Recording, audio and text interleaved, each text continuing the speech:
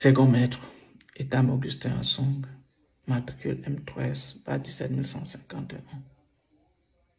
Diplômé du centre d'instruction des élèves sous-officiers à Kotaba, deuxième promotion. Le peuple camerounais projette de descendre dans la rue le 22. Si ce peuple descend effectivement dans la rue, les autorités demanderont aux forces de maintien de l'ordre de venir encadrer la manifestation. Alors, je m'adresse à toi, policier, gendarme, militaire, qui se retrouvera en face du peuple. Je voudrais te dire, chers camarades, que ce peuple n'a rien contre toi. Ce peuple ne te demande rien. Ce peuple demande juste les comptes à ceux-là même qu'ils ont confié la gestion de la chose publique. Chers camarades, je voudrais te dire que parmi les réclamations de ce peuple, toi-même, tu t'y retrouves. Oui, parce que tes droits sont confisqués par une petite clique de personnes, surtout des officiers et officiers supérieurs et généraux. Oui, ce sont ceux-là qui t'oppriment. Ce sont ceux-là qui te frustrent. Ce sont ceux-là qui sont l'objet de ton malheur. Ce sont ceux-là qui ne te permettent pas de pouvoir avoir une famille digne, d'élever tes enfants dignement. Pourquoi? Parce qu'ils te méprisent. Parce qu'ils te traitent mal. La preuve. Une fois sorti du centre d'instruction, jeune soldat, soit soldat de deuxième classe, on t'oblige à aller en location. On te chasse des camps militaires. Où trouveras-tu les moyens pour pouvoir louer une maison, soit à Yaoundé ou à Douala? Ce sont ces mêmes gens que pour que tu aies un alignement, ils te demandent 50%. Ce sont ces mêmes gens qu'ils t'envoient en mission pour 3 mois et t'abandonnent 2 ans. Ce sont ces mêmes gens qui détournent l'argent destiné à l'achat du matériel militaire. Et tu te retrouves face à l'ennemi sans matériel. Ce sont ces gens qui détournent l'argent destiné à la logistique. Quand tu es en zone de conflit, blessé, on n'arrive pas à t'évacuer. Combien de camarades ont perdu la vie devant nous parce qu'on ne pouvait pas les évacuer? Ou sont morts en cours de route? Pour eux, ta vie ne compte pas. D'ailleurs, un célèbre colonel nous avait dit que la vie du militaire camerounais est essentiellement liquidable. Ces gens, ce sont tes ennemis. Ce ne sont pas tes amis. Ils t'utilisent quand ils ont besoin de toi. Une fois qu'ils ont fini avec toi, ils t'abandonnent. Que sont devenus nos anciens? Qui ont lutté, qui ont donné même de leur vie pour la récupération de la presqu'île de Bakassi. Pour ceux qui ont perdu leur vie, que sont devenus leurs enfants? Que sont devenus les femmes? Et pour ceux qui sont encore vivants, qui sont même déjà en train d'aller en retraite, qu'est-ce qu'on a fait pour eux? Pourtant, quand ils combattaient dans la presqu'île de Bakassi, leur prime, ce qu'ils nous ont dit, s'élevait à 30 000. Mais on leur remettait 3 000. Oui, parce que ces détournements ont commencé depuis fort longtemps. Comme toi aujourd'hui, ta prime s'élève à 90 millions, on te remet 30. Ces anciens avaient droit à 30 000, on leur remettait 3 000. Voilà ton ennemi. Tu sais comment on ne confond pas ta cible? Ce n'est pas le peuple qui est ton ennemi. Ton ennemi, c'est celui-là qui te demande 50% des soins Pourtant, tu es blessé en zone de conflit. Oui, tu défends ta nation, tu es blessé et pour qu'on te soigne, on te demande 50%. Ton ennemi, c'est celui-là qui ne va jamais t'évacuer parce que tu es personnel non officier. Même si ton cas mérite une évacuation sanitaire. Ton ennemi, ce sont ces gens-là qui sont assis dans les bureaux et te demandent de l'argent, de monnayer un stage. Pourtant, tu en as droit.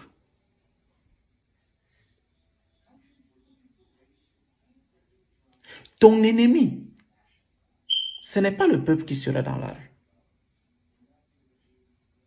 Ton ennemi, c'est ces gens-là qui te donnent des ordres. Une fois que ça tourne mal, ils t'abandonnent. Ils se lavent les mains. Souviens-toi des événements du Nord. Souviens-toi d'un gars. Oui, quand ils ont la pression nationale et internationale, il leur faut le bouc émissaire. Ils ne cherchent pas loin. C'est le personnel non officier. C'est quartier maître, caporal, c'est gens, c'est comme ça. Ils sont deux. Ton ennemi, c'est celui-là qui ne te donne pas la prime de risque. Mais pourtant, lui, qui ne fait pas la guerre, a la prime de risque. Oui, c'est lui ton ennemi. Ton ennemi, c'est celui-là qui, en zone de conflit, pour ceux qui sont adjudants et adjudants-chefs, on leur donne le titre de chef de section quand ils sont au front. Et quand ils reviennent dans les casernements, ils ne sont pas chefs de section. Et ils ne reçoivent pas la prime. Oui, puisqu'ils vous demandent de faire le travail. Eux, ils sont dans les postes de commandement. Ils sont au Yahoo. C'est celui-là qui est ton ennemi. Celui qui n'a besoin de toi quand il est en situation. Une fois qu'il finit d'utiliser, il t'abandonne. Ton ennemi, c'est celui-là qui te donne une seule tenue, le 20 mai, et te demande de t'habiller H24 en tenue, sur toute l'année. Le reste, tu gères, tu achètes si tu veux. Ton ennemi, c'est celui-là qui confisque même la prime du défilé du 20 mai. Certains corps reçoivent, d'autres ne reçoivent pas. On te dit, la réclamation est permise qu'après exécution. Une fois que tu as exécuté, basta, on oublie. Quand vous voulez lever la tête, on coupe. Vous vous réunissez, on dit rébellion. C'est comme ça que l'armée camerounaise fonctionne. Chers camarades, ne confondons pas la cible. C'est comme ça. Combien de nos camarades ont été punis parce qu'ils ont osé demander ce qui leur revient de droit? Ils ont puni tout un bataillon. Parce que les éléments de ce bataillon ont osé demander leur prime de mission. Ils sont suspendus de toute mission. En fait, les missions payantes, les missions juteuses. Voilà ton ennemi. Chers camarades, quand ces gens finissent de t'utiliser, ils ne se souviennent plus de toi. Ah oui, ils ne se souviennent plus de toi. S'ils n'arrivent pas à se souvenir de ces grands bataillons qui ont fait du bon temps, qui ont pu défendre le territoire national, ce n'est pas toi qu'on va envoyer en face de ton frère, qu'on va récompenser demain. Parce que je n'ai jamais vu un soldat qui a été récompensé parce qu'il a tué son propre frère. On n'a jamais octroyé une médaille à un soldat parce qu'il a combattu contre son frère. Et même si jamais on t'octroyait une telle médaille, seras-tu fier de l'aborder? Je ne pense pas. Ça sera une médaille de la honte. Chers camarades, ces gens sont des fins politiciens. Oui, ils nous disent que l'armée est apolitique. Mais eux, le pyjama, c'est la tenue du RDPC.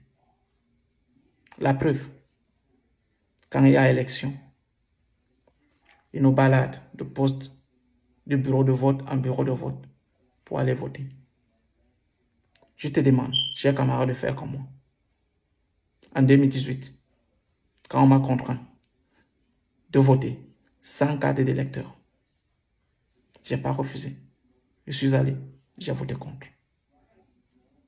Une fois dans l'isoloir, c'est simple, j'ai voté contre. Je te demande, le 22, quand tu seras dans la rue, face au peuple, parce que tu ne peux pas refuser d'aller dans la rue, d'aller encadrer la manifestation. Sauf que, une fois dans la rue, laisse le peuple faire. Laisse le peuple faire son travail.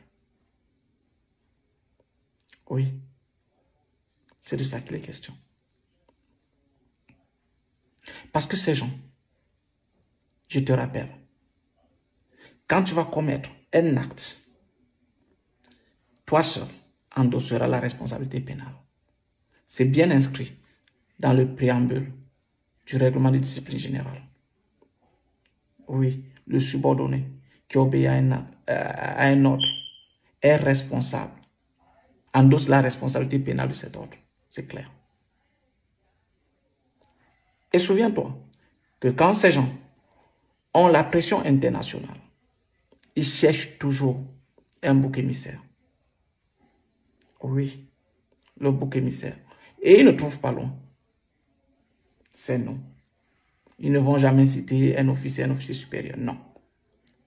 C'est nous, leur moins cher. Et souviens-toi, chers camarades, que le peuple qui se retrouvera dans la rue le 22 ne sera à main nue. Mais ce peuple a une arme. Les téléphones portables. Ils immortalisent tout. Dis-toi, qui prendront des photos, seras-tu fier de voir ton image balader dans tout le monde entier, commettant des atrocités?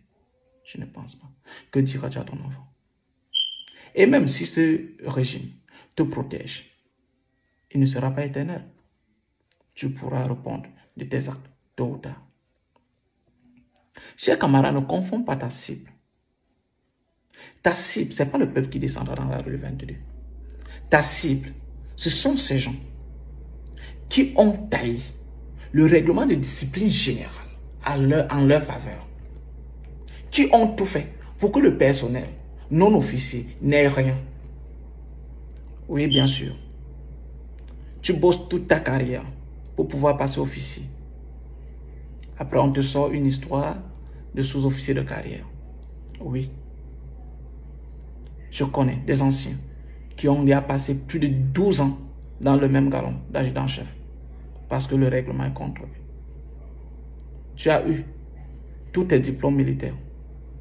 Est-ce que sous-officier de carrière est un diplôme? Dans quelle école l'obtient? Qu'on me dise.